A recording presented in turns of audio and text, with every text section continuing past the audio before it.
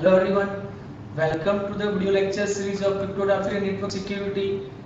I am your instructor Dr. Ramesh Prajapati, and today I am going to discuss the key management and the distribution. The first, let's discuss with today's agenda the first key management and the distribution. Second, the symmetric key distribution using symmetric encryption. So let's start with the first topic, the key management. Now, what is the aim of a key management? Or second thing, why we need a key management? So the first, as you know that there are two type of cryptographic algorithm. The first symmetric key encryption, second is a asymmetric encryption. In a symmetric key, we use one key, the same key for encryption and the decryption. In a asymmetric key, we are use two key for encryption and the decryption. The two keys are the private key and second is a public key. The private key is remains private and the public key will share with different users. So here we already know the concepts of secret key, right? So here the main aim of key management is to generate the secret key between two users and prove the authenticity between the communicating users. It means we have to generate the secret key between two users and prove the authenticity between the communicating users. Now, the key management is a techniques which support the key generation, storage and the maintenance of the key between authorized users. It means we have to generate the key, then you can store the key, then maintain of the key between the authorized users. Now, as you know the cryptography, it means in the previous all session we have seen the cryptography algorithm, right? So the main goal of cryptography is provide the confidentiality, authentication, data integrity and the digital signature. So the first of all, the confidentiality, it means the message should be known by sender and the receiver during the transmission. Authentication, it means the receiver must know the message was sent by correct sender. The data integrity, it means the message should not be modified during the transmission. And the last is the digital signature. The digital signature, with the help of digital signature, we can achieve the confidentiality, authentication and the data integrity with signature. Now, what is the role of key management? Right, so the first we have to generate the key, it means the key generation. Then after generating a key, distribute the key with the different users and controlling the use of keys, updating and the key recovery or backup. So that's why these are the role of key management. So this is all about the key management. The next is the key distribution. The secret key is sent to the receiver from sender and it should be a secret. And second thing, how to send the secret, means how to exchange the key between the sender and the receiver. This is the one question, right? In a previous session we have seen the Diffie-Hellman key exchange algorithm. In Diffie-Hellman key exchange algorithm, the key has been exchanged between the sender and the receiver through some calculation. So now the question is how to distribute the key to sender and the receiver. So that's why we need a key distribution. So the key distribution is a one function that deliver a key to two parties who wish to access the secure encrypted data. It means that key distribution is a one function. With the help of key distribution, we have to deliver a key to two different parties. And why we use the key? Because it provides the security. That means we have to encrypt the data. That's why we need a key. Then so we need some mechanism to provide the secure distribution of key. This all about the key management and the key distribution. Now the next is the symmetric key distribution using the encryption. So we all know the symmetric encryption. We use encryption for encryption and decryption with the same key. So here the two users share the same secret key. It is called the symmetric key, and that protect from access by others. It means that during the transmission, no one can read the message, or no one can capture the key.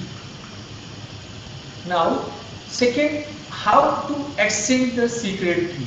It means how to exchange the secret key between different users, or we can say that how to distribute the key among different users. So let's take one scenario over here. There are two parties A and B. The key distribution can be achieved in the number of ways as follows. So if we are considering the two people or two person A and B, and they want to communicate with each other, so the first of all you have to distribute the key between two users. So how we can do it? So there are some steps. The first step, A can select a key and physically deliver it to B. Second step, the third party can select the key. Third party, it means the trusted third party. We can trust them, and that trusted third party can select the key and physically deliver it to A and B. Now the third step, if A and B have previously and recently used a key, one party can transmit a new key to other encrypted using the old key. It means the old key will be encrypted by new key and send it to particular users. Now the fourth number step, if A and B each has an encrypted connection to a third party C, it means the third party C, it is the trusted third party, or we can say that it is another person who we can trust them, and that person can deliver a key on the encrypted link to A and B. Now let us discuss in a detail the first two option one means step 1 and step 2 call up for manual delivery of key to users. That means the manual delivery of key is difficult when we can consider the wide area distributed system.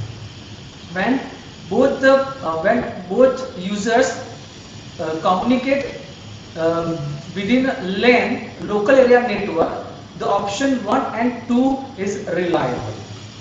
Now in option 3, it is possibility for either link encryption or end-to-end encryption, but even attacker even succeeds in gaining access to one key, then all subsequent keys will be revealed. That means the attacker will capture the key in subsequent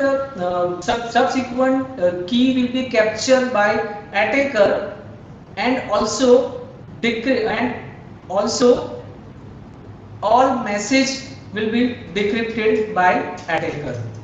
Now the fourth, some variation on option 4 has been widely adopted. It means the option 4 is widely used in the current scenario. So this is all about the steps of distributing a key to different users. Now, in this scheme, a key distribution center is responsible. It means now the key distribution center, it is also called the KDC, is in picture, and the KDC key distribution center will be deliver the key to both the users using the encrypted link. Now, the key distribution center is responsible for distributing the key to pair of users. Now, the next, each user must share a unique key with the key distribution center for purpose of key distribution. At user A and user B are connected with the key distribution center, and user A will share a unique key to KDC, that means key distribution center. Same, the B also will be share the unique key to with KDC, it means with key distribution center. Now, the next, the key distribution often involve the use of two keys. That means in the key distribution we involve the two key. The first is a master key, second is a session keys. So the master key, which are infrequently used and are long lasting. The second session key, which are generated and distributed for a temporary use between two parties. Now, this two key will be used in a key hierarchy. It means here you can see in this figure there are two keys. The first is a session key and second is a master key. So now the communication between the AND system is encrypted using the temporary key, often referred to as a session key. It means the session key, it is a temporary key. The connection oriented protocol, one session established for data transfer, data transfer is complete, the session will be terminated, and it is also called the logical connection. Now, the next step, the session keys are transmitted in an encrypted form using a master key that is shared by the key distribution center and system or user. It means here the two user A and user B. User A share unique key to with KDC. Same user B also will be share the unique key to KDC. It means key distribution center. The two user A and user B share the master key to KDC, key distribution center, and whenever the two users want to communicate with each other, they will get the key from the KDC. They will get the key with KDC. This key will be called the session key, and the session key will be encrypted using the master key. Now, here the master key is called the non-cryptographic protection, and the session key are also used the cryptographic protection. Because of the using the session key, we will encrypt the message and decrypt the message. So this is all about the key hierarchy, right? So now you know the concepts of the session key and the master key. Now, using a key distribution center, you can see the key distribution center, it is the trusted third party, and the hierarchy of key is used here. The data sent between AND system are encrypted with the temporary session key we already discussed, and the session keys obtained from the KDC over network are encrypted with the master key. Now, the master keys can be distributed using the manual delivery. Next topic is the key distribution scenario. In this figure, you can see the there are two user, initiator A and initiator B. This two user, it means the user A want to communicate with user B.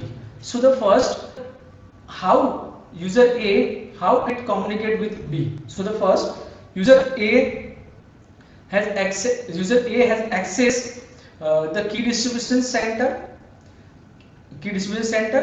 and it get the key from the session key. It get the session key from the key distribution center, and this key, the session key is sent to the receiver. After receiving, after receiver receive the session key, the connection will be established between the sender and the receiver, or user A and user B. It start the communication. Now here there are some terminology will be used in a KDC scenario notation. You can see in this figure the ID A, ID B, N1. N1 it represent the nonce. ID A and ID B, identity of user A, identity of user B. KA is a unique key for user A, KB is a unique key for user B, and KS is a session key. So the AND system, it means the A and B identified by ID A and ID B. ID A, identity of user A, ID B represents the identity of user B. Now the master key represents the KA and the KB. Now session key between A and B is represent the KS. Nonce value represent the N1 and N2. Now the N1 and N2, these are the nonce, or we can say that it is it may be N1 and N2, it may be a timestamp, counter, and the random value, and it must be different for each request, and it must be difficult for an attacker to guess, because the nonce, it is also the nonce is represented the random number or random value. So the attacker cannot easily capture the key. Okay, I hope you clear this idea. Thank you.